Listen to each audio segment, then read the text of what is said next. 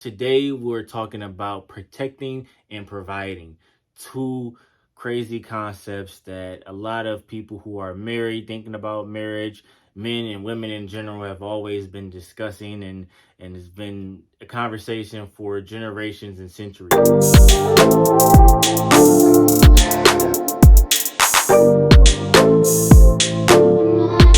Even past when we have the baby, I want to still be there for my child and also be there for my wife and try to work as much as I can to make sure I'm relieving pressure off of her and also relieving pressure off of my child. So it really was an interesting perspective when she said that, when she was able to kind of take a step back from the business and really just relax and focus on her and her mental, emotional health and her physical health at the state that she's in right now. It was interesting that she said that because I'm like, I always thought I was protecting and providing, but now, it was a unique situation where she doesn't have to work as hard. And again, this is not to say that women shouldn't or can't work hard, but I think that once you're getting married, I think it's always important to, when your partner is vulnerable, that you're able to step in to support them and support the family. And hypothetically, God forbid, if I ever was to get sick or anything or something happened to me where I can't work as hard, I think it's expected of my wife to kind of be there to kind of take on a load and be there for me as well. But I think as men, as most married men will more than likely have a child. I think women are looking for protection when they're most vulnerable and looking for protection in many different ways, and not just some type of physical fight or I gotta defend my wife, or can't disrespect my wife or something crazy, things crazy like that. I think is in protection in many other ways.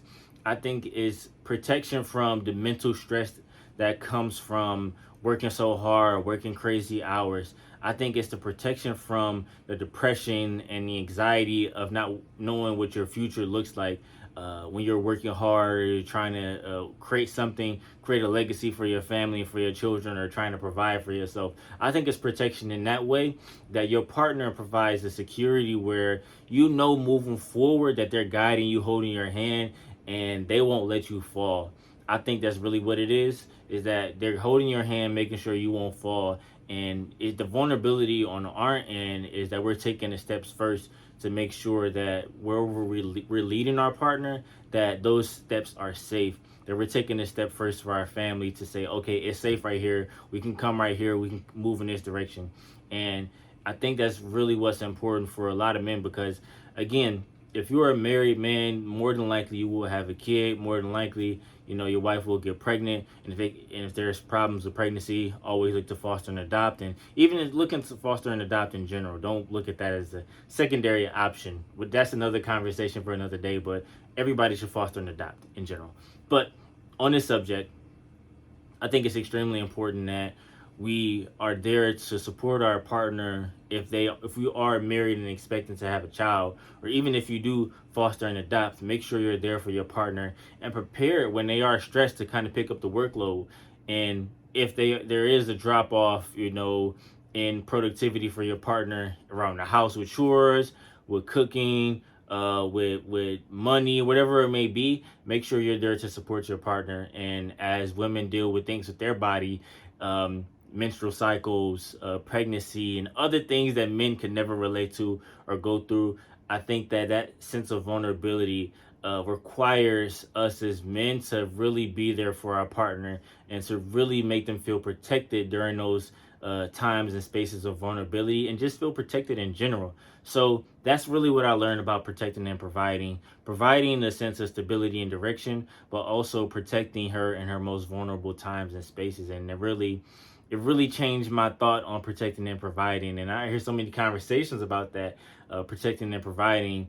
And you feel like a man, you gotta stick your chest out. You gotta fight anybody. Anybody say something about your wife to your wife, you gotta fight them. But really, it's so much deeper than just other people. It's really about you, and it's about your wife and your partner as it relates to protecting and providing. So that was something extremely important that I learned throughout our marriage, and being so early in the marriage. Thank God I learned it now, because there's no telling the direction that my marriage will go if I still had this perspective. And it also goes to communication. I think you need to be clear on what is your definition of protecting and providing as women and as men, and so you can come to a mutual agreement. But it's interesting because I don't even know if Alexis knew exactly her expectations around protecting and providing, because no one ever might have taught her that, or she was never married before, so she never really had a perspective on protecting and providing, and she's never been pregnant. So nobody really taught her this idea of protecting and providing, and some things you can't really describe your expectations and definitions of different things until you have those experiences yourself. I didn't have my definition, or I did have my definition, but it clearly wasn't right.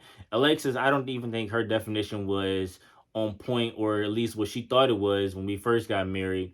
We were just butting heads over business and butting heads over different things. But it was completely different once we were in this situation that happens to most married couples. That she had an expectation of me to support her in a way that, I was like, all right, you're pregnant. You need to focus on nothing else but developing this human. That is your most important job. That's your most important task. And it's not to be looked down upon. It's not to be taken for granted. It is one of the most important jobs any human being can have. I think it's important to acknowledge that, of course, women can do many things. Women can do whatever they want to. And if I am to have a daughter, that's something I definitely want to teach her, that she can be a strong and mighty person, and she can be president, she could be an astronaut, she could be whatever God has for her. But really, it's extremely important to not look down. I think it's really been a men thing to look down on women, to say all you can do is get pregnant. But it's not like all you can do is get pregnant. It's that, wow, you are pregnant and carrying a child. That is extremely important and vulnerable. And that's something I never want to take for granted. I always want to appreciate my wife, my family, and my kids, because, again, like I said before on previous episodes, it's a blessing to be a dad. And honestly, I didn't think I would be able to be a dad or have that blessing, whatever it may be. For whatever reason, I just didn't think I would be fortunate enough to have that blessing. So I thank God for it all the time and every day, praying for my baby, praying for my child. And I think that'll be our next episode. Kind of writing family affirmations, what I pray over my wife, what I pray over my child, and really being intentional about that. So that would be a conversation I would love to have. Just kind of having like a King Richard type of thing, where you have certain plans for your child, not too detailed where it needs to be like superstars or athletes or anything, but have certain scriptures maybe they can fill the shoes to, and that they can carry with them as they become young adults, and everything else in their life. So that's something I definitely want to discuss. But really, protecting and providing, a crazy concept that we've heard our entire life. But want to hear your thoughts on the idea of protecting and providing, and what that means to do that as a husband, what that means to even the women. What does that, ask your wife or your girlfriend, what does that mean to protect and provide? And how are you doing that? Are you meeting their expectations? Have you come to a mutual agreement? And be open to maybe having your definition evolve to something else as you grow and develop in your relationship. So, yeah, let's continue the conversation, support each other as men, as fathers, and let's keep that going.